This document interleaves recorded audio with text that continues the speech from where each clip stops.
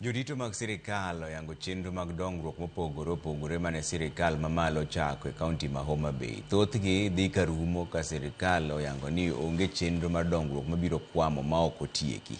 Ali Abich lero no wachni.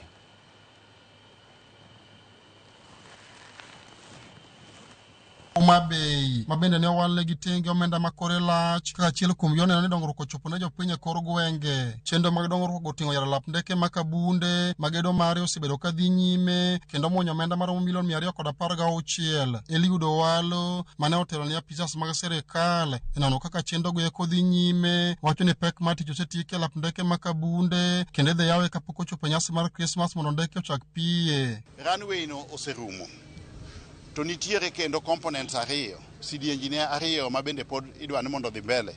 Nitie apron to nitie gi terminal building bende.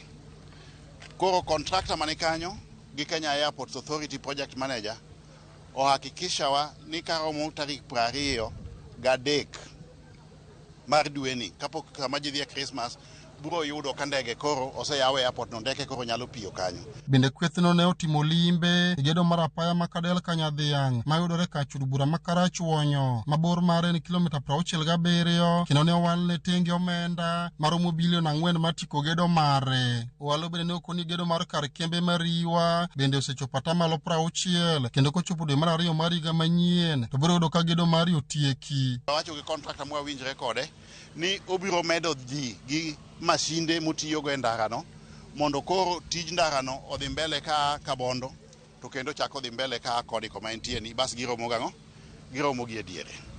Kwa kanyo ne wadhi e KAIPS ma Homabay Country Agricultural Industrial Park mabiro konyowa korka tero chiemo moa e puodho kendo biro konyowa korka loso tije ni kijende gi joma nyiri bende e Homabay County kanyo.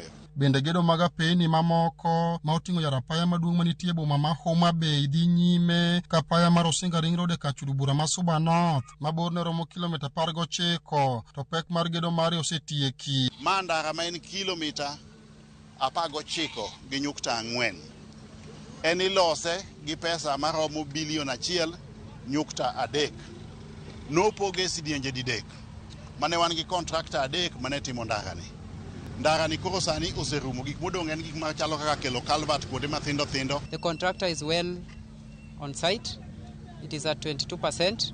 They tried to slow it down a bit because of the budgetary issues, but the exchequer was to be opened for them to be paid. So in the last 2 weeks, they have been paid over 221 million over and above what they were owed, which was 180 million for the IPC they addressed. So they are on site and working, accelerating the blacktop for that road.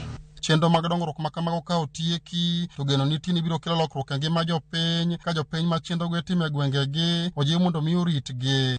Gero ndara muneno kori gero kani area ni osebedo ka ji chandore kabisa makata mana maendeleo ma ji nyatimo ji time thagruok nikech infrastructure onge. Whatever infrastructure we have, we need to protect it and we need to guard it jealously. We have had cases of vandalism and we want to discourage this because this infrastructure is not for the government, it's for the people of Kenya. Apaya ni ndi mar Osinga Ring Road en achiel kuom chenro madongo ma sirkal mamalo osebedo ka time gwenge mopogore kaunti ni ndi ma Homabay. Apisas madito mag sirkal notimo limbe chenro gi eki wacho ni gimoro ka chenro gi dhi nyime kendo ka girumo to jopiny kaunti ma Homabay ka ndi biro neno bergi. Ali Abich, Ramogi TV, Homabay.